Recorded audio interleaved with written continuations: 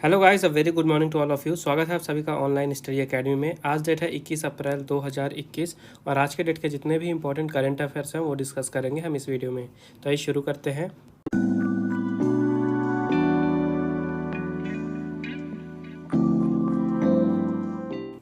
तो आज का पहला अपडेट है UN Chinese language day was observed on 20 अप्रैल।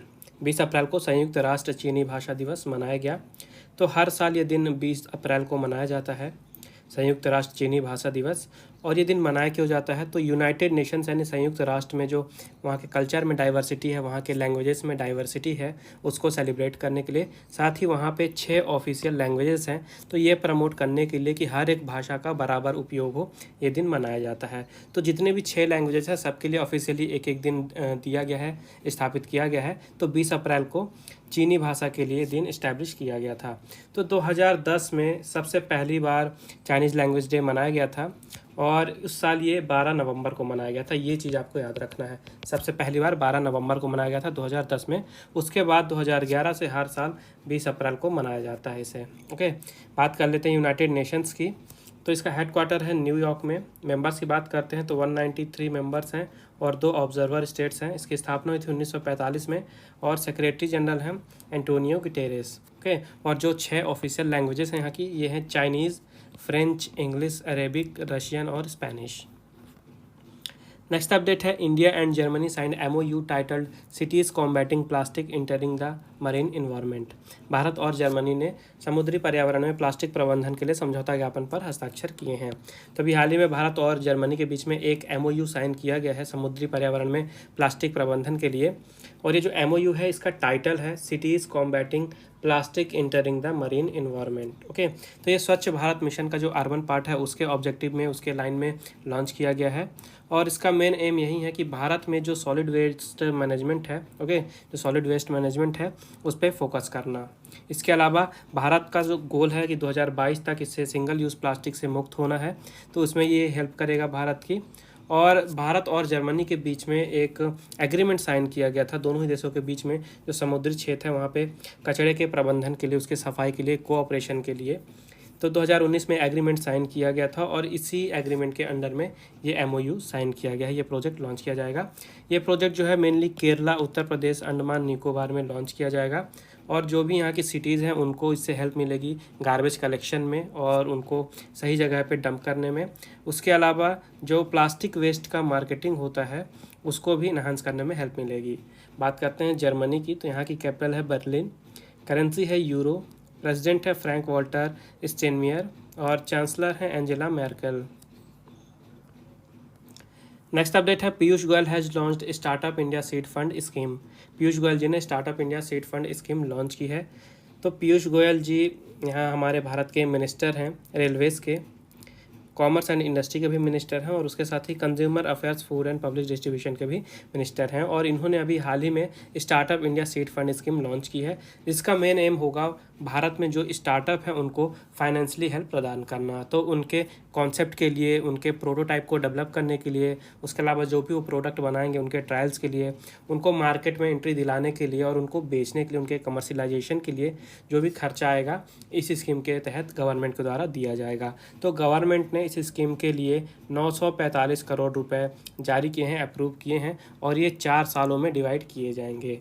और इससे लगभग 300 इंक्यूबेटर्स के 3600 स्टार्टअप को हेल्प मिलने वाली है भारत में। नेक्स्ट अपडेट है ministry of rural development has launched gender संवाद। ग्रामीण विकास मंत्रालय ने जेंडर संवाद शुरू किया है। तो इस जेंडर संवाद का मेन ऑब्जेक्टिव ये है कि जितने भी तरह की जेंडर रिलेटेड प्रॉब्लम्स है, इश्यूज़ हैं, उसके बारे में लोगों को जागरूक करना। इसके अलावा यहाँ पे अपॉर्चुनिटीज़ प्रोवाइड कराई जाएंगी कि जो वुमेन एजेंसीज़ काम कर रही हैं उनको इम्प्रूव किया जा सके। इसके अलावा जो वुमेन्स हैं उनको उनके अलग अलग तरह के अधिकार दिलाए जाए, जैसे कि लैंड राइट्स दिलाया जाए उनको। उसके अलावा जो फार्मर प्रोड्यूसर ऑर्गेनाइजेशन है वहाँ पे उनका इंगेजमेंट बढ़ाया जाए, ज़्यादा से ज़्यादा काम मिले उनको वहाँ। इसके अलावा पब्लिक सर्विस डिलीवरी के लिए वहाँ पे एक अच्छा स्ट्रॉन्ग इंस्टीट्यूशन भी इस्टेब्लिश किया जा सके। इसके अलावा फूड, न्यूट्रिशन, हेल्थ, वाटर और सैनिटाइजेशन के क्षेत्र में किस तरह से सुधार लाया जा सकता है, यहाँ पे डिस्कशन किया जाएगा इस संवाद में। इसके अलावा इस संवाद में एक और अपॉर्चुनिटी मिलेगी कि यहाँ पे अलग अलग तरह के एक्सपर्ट आएंगे, तो वहाँ से सजेशन लिया जा सकता है कि ये जो प्रोजेक्ट डिस्कस किए गए हैं इनके इम्प्लीमेंटेशन में जो भी दिक्कतें आएंगी, बैरियर्स आएंगी, उसे किस तरह से हैंडल किया जा सकता है। और जो यूनियन मिनिस्टर हैं रूरल डेवलपमेंट के, ये हैं नरेंद्र सिंह तोमर जी। नेक्स्ट अपडेट है Indian railways will run oxygen express to transport LMO and oxygen cylinders. भारतीय रेलवे एलएमओ और ऑक्सीजन सिलेंडर के परिवहन के लिए ऑक्सीजन एक्सप्रेस चलाएगा। तो कोविड-19 में आप सभी को पता है पूरे देश में यही न्यूज़ चल रही है कि ऑक्सीजन की काफ़ी कमी है, ऑक्सीजन सिलेंडर्स की कमी है। तो अभी हाल ही में इंडियन रेलवेज़ ने जो ये ऑक्सीजन सिलेंडर्स की दिक्कतें चल रही हैं, लिक्विड मेडिकल ऑक्सीजन जो है एलएमओ, उसकी दिक्कत चल रही है, तो इसके ट्रांसपोर्टेशन के लिए एक अलग से ट्रेन चलाने की घोषणा की है। ट्रेन का नाम है oxygen express. Okay, oxygen express आपको नाम याद रखना है। तो ये ट्रेन आज से चल चुकी है और इसमें होगा क्या कि जो खाली टैंक हैं जो कि कालमबोली और बाइसार रेलवे स्टेशन से जाएंगे, ये जाके फिर वाइजाग, जामशेदपुर, राउरकेला और बोकारो में जाके इनमें लिक्विड मेडिकल ऑक्सीजन भरी जाएगी और उसके बाद इनके लिए एक ग्रीन कॉरिडोर बनाया जाएगा जिसके थ्रू ये काफ़ी फास्ट मूवमेंट से आसानी से काफ़ी कम समय में लंबी दूरी तय कर सकती हैं और फिर भारत के अलग अलग स्टेट्स में जाके ये ऑक्सीजन सिलेंडर्स और लिक्विड मेडिकल ऑक्सीजन का सप्लाई करेंगी ताकि जो शॉर्टेज हो रही है पूरे देश भर में ऑक्सीजन, उसे ओवरकम किया जा सके। तो बात करते हैं रेलवे मिनिस्ट्री की। तो यूनियन मिनिस्टर हैं पीयूष गोयल जी। इसकी स्थापना हुई थी 1853 में और हेडक्वार्टर है नई दिल्ली में। नेक्स्ट अपडेट है life insurance corporation of India has partnered with Paytm for handling E payments. Bharatiya Jeevan बीमा निगम ने ई भुगतान के लिए पेटीएम के साथ भागीदारी की है। तो भी हाल ही में एलआईसी यानी कि life insurance corporation of India ने पेटीएम के साथ पार्टनरशिप की है ताकि उसके जितने भी ई पेमेंट्स होते हैं उसको हैंडल करे पेटीएम। ओके, तो पेटीएम उसके ई पेमेंट्स को हैंडल करेगा, इसका मेन ऑब्जेक्टिव यही है। तो एलआईसी सालाना लगभग 60,000 करोड़ रुपए के प्रीमियम्स को कलेक्ट करता है डिजिटल मोड में और ये होते हैं लगभग 8 करोड़ डिजिटल ट्रांजेक्शन से। तो इन्हीं ट्रांजेक्शन को हैंडल करने के लिए पेटीएम के साथ साझेदारी की गई है। बात करते हैं एलआईसी की। तो इसकी स्थापना हुई थी 1956 में। हेडक्वार्टर है मुंबई में। चेयरमैन है एमआर कुमार। और पेटीएम की बात करें तो यहाँ के सीईओ हैं विजय शेखर शर्मा और हेडक्वार्टर है नोएडा में। नेक्स्ट अपडेट है RBI approves reappointment of Murali Natarajan as MD and CEO of DCB bank.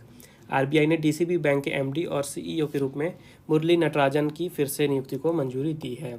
तो ये हैं मुरली नटराजन जी और ये डीसीबी बैंक में एमडी और सीईओ हैं और हाल ही में रिजर्व बैंक ऑफ इंडिया ने फिर से मंजूरी दे दी है कि इन्हें एमडी और सीईओ के रूप में फिर से अपॉइंट किया जाएगा डीसीबी बैंक के।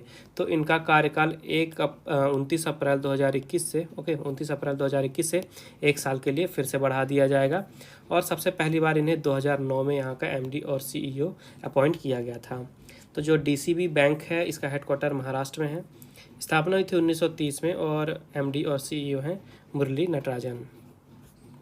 नेक्स्ट अपडेट है INAS 323 commissioned at Goa as first unit of indigenously built ALH Mk3 aircraft. INAS 323 को गोवा में स्वदेशी निर्मित ALH Mk3 विमान की पहली इकाई के रूप में शुरू किया गया है। तो ALH Mk3 एक एयरक्राफ्ट है, advanced light helicopter. Okay, advanced light helicopter. तो ये भारत में पूरी तरह से बिल्ट हुआ था, स्वदेशी निर्मित था। तो अभी हाल ही में इसकी पहली इकाई के रूप में INAS 323 को गोवा में कमीशन किया गया है। INAS 323 क्या है? ये है इंडियन नेवल एयर स्क्वाड्रन 323। और इस इवेंट के दौरान वहाँ पे जो राज्य रक्षा मंत्री हैं श्रीपद यसो नायक जी, ये प्रेजेंट रहे। उसके अलावा जो वाइस एडमिरल हैं R हरि कुमार, जो कि वेस्टर्न नेवल के flag officer commanding in chief है, ये भी प्रेजेंट रहे। तो भारत में जो मैरी टाइम सिक्योरिटी और सेफ गार्डिंग है, यानी समुद्री इलाकों में जो सुरक्षा है उसको बढ़ाने के लिए ये एक कदम उठाया गया है। उसके अलावा ये जो स्क्वाड्रन है ये 3 ALH Mk3 एयरक्राफ्ट को ऑपरेट करेंगे और इसमें जो इंजन का यूज़ किया गया है, इंजन को आपको याद रखना है, इंजन का नाम है शक्ति इंजन और इसे बनाया है HAL यानी हिंदुस्तान एरोनॉटिक्स लिमिटेड ने। नेक्स्ट अपडेट है Stefanos Tsitsipas wins the 2021 Monte Carlo Masters tennis tournament. Stefanos Tsitsipas ने 2021 मोंटे कार्लो मास्टर्स टूर्नामेंट जीत लिया है। तो Monte Carlo Masters tennis tournament था एक, 2021 का एडिशन था। ये हुआ कहाँ पे था? ये फ्रांस के मार्टिन में होता है हर साल और ये एक प्रोफेशनल टेनिस टूर्नामेंट है जो कि मेल प्लेयर्स के लिए होता है। और ये जो टूर्नामेंट है ये क्ले कोर्ट में खेला जाता है। इस साल ये 14वां एडिशन था इसका, 114th एडिशन था। और इसकी प्राइज़ मनी होती है 2.4 मिलियन यूरो। और सिंगल्स टाइटल्स की बात करें तो सिंगल टाइटल्स जीता है स्टेफनोस सिसिपस ने। ओके, ये कहाँ के प्लेयर हैं? ये हैं ग्रीस के, ठीक है। वहीं अगर डबल्स की बात करें तो निकोला मेक्टिक और मेट पैविक ने जीता है डबल्स का खिताब। नेक्स्ट अपडेट है J K Rowling has authored the novel the Christmas pig. J K Rowling ने द क्रिसमस पिग नामक उपन्यास लिखा है।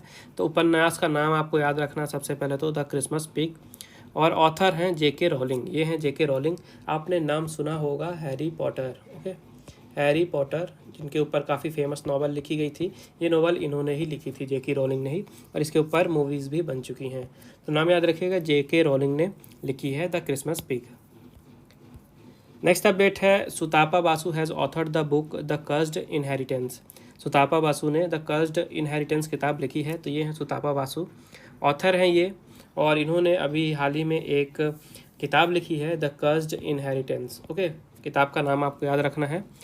तो ये जो बुक है ये एक तरह का मिस्ट्री नोवेल है जो कि कलकत्ता का जो हेरिटेज है उसके बारे में अपने व्यूज़ दिखाती है, किस तरह का वहाँ का आर्किटेक्चर है, वहाँ का सोशल कस्टम क्या है, वहाँ पे ट्रांसपोर्टेशन कैसा है, फूड कैसा है, तो इन सब चीज़ों के बारे में ये नोवेल बताती है। ओके, इसके अलावा इन्होंने 2020 में जेके पेपर्स का ऑटहर अवार्ड भी जीता था, और जिस किताब के लिए इन्होंने ये अवार्ड जीता था, किताब का नाम था the curse of Nadir Shah. किताब का नाम भी आपको याद रखना है। नेक्स्ट अपडेट है former Assam chief minister Bhumidhar Barman pass away recently at 91। Assam के पूर्व मुख्यमंत्री भूमिधर बर्मन जी का हाल ही में 91 वर्ष की आयु में निधन हो गया। तो ये हैं भूमिधर बर्मन जी, और ये असम के पूर्व मुख्यमंत्री रह चुके हैं। हालांकि दोनों ही बार ये अंतरिम मुख्यमंत्री थे, एक बार 1996 में और दूसरी बार 2010 में। दोनों बार ये अंतरिम चीफ मिनिस्टर थे। नाम याद रखिएगा, भूमिधर बर्मन। और एक न्यूज़ और है, एक्स यूनियन मिनिस्टर बची Singh Rawat pass away at 71। तो ये हैं बची सिंह रावत जी, और हाल ही में इनका भी निधन हो गया है 71 वर्ष की आयु में। तो ये फॉर्मर मिनिस्टर थे state for science and technology, यानी साइंस और टेक्नोलॉजी के ये राज्य मंत्री रह चुके थे। कब? 1999 से 2004 में, जिस समय अटल बिहारी वाजपेयी जी की गवर्नमेंट थी उस टाइम पे। तो ये थे आज के important current affairs. I hope आपको यूजफुल लगे होंगे। वीडियो पसंद आई है तो वीडियो को लाइक ज़रूर करें, ज़्यादा से ज़्यादा शेयर करें अपने दोस्तों के साथ, और चैनल को सब्सक्राइब करना ना भूलें। नोटिफिकेशन आपको मिलती रहे, इसलिए मेक श्योर बेल आइकन जरूर दबाइएगा। और PDF की लिंक मैंने नीचे डिस्क्रिप्शन में दे दी है, वहाँ से डाउनलोड कर सकते हैं। तो फिर मिलते हैं कल कुछ नए करंट अफेयर्स के साथ। तब तक के लिए take care and thank you guys.